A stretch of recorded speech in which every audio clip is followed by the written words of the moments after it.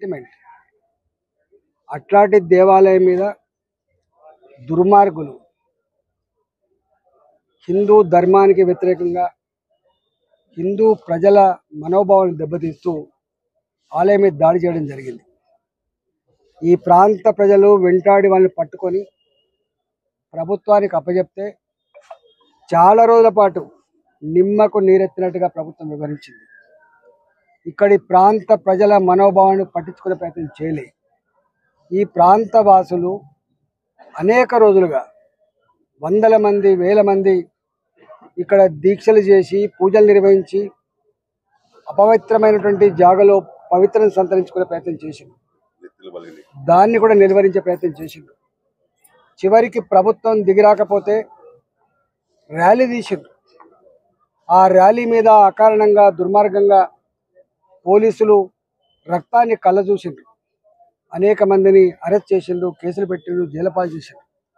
చివరికి ప్రభుత్వం దిగొచ్చి ఈ ఆలయాన్ని మళ్ళీ ప్రతిష్ఠ చేస్తామని చెప్పింది. ఈరోజు అఫీషియల్ ప్రోగ్రామ్. నేను ఇక్కడ ఎంపీగా ఉన్నా. ఈ గుడి మల్కాయిరి పార్లమెంట్ పరిధిలోకి వస్తుంది. సరే, వాళ్ళు వచ్చిండ్రు. ఈ ప్రాంత ప్రజలు ఎవరి విశ్వాసాలకు తగ్గట్టుగా వారు బ్యానర్లు పెట్టుకుంటారు. కానీ ఇంత చిల్లరగా ప్రభుత్వంలో ఉన్నటువంటి వాళ్ళు ఆదేశాలు ఇచ్చి మున్సిపల్ అధికారుల చేత బ్యానర్లు చింపేసినట్టుగా మనకు నోటీస్కి వచ్చింది. నేను మాట్లాడినా పిచ్చి వేషాలు వేసి ఇట్లాంటి చిల్లర పని చేస్తే ప్రజాక్షేత్రంలో మీకు మంచి జరగదు, గుర్తుపెట్టుకోండి. మీరు అనుకుంటాను ఇలా మా ప్రజల విశ్వాసాలతో చెలగాటమాడుతున్నారు మీరు. ఇది చెల్లదు కాక చెల్లదు.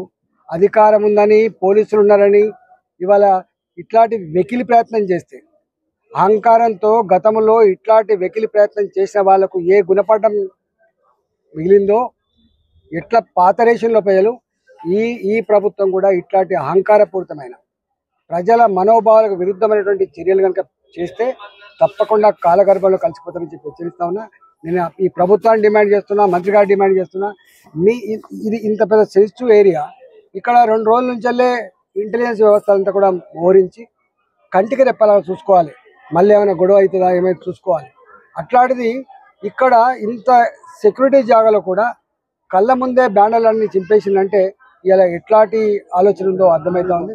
ఇది మంచిది కాదు. తప్పకుండా దీని మీద చర్యలు చేపట్టాలి. బాధ్యులైన వాళ్ళ మీద కేసు పెట్టి శిక్షించాలని చెప్పి మేము డిమాండ్ చేస్తున్నాం.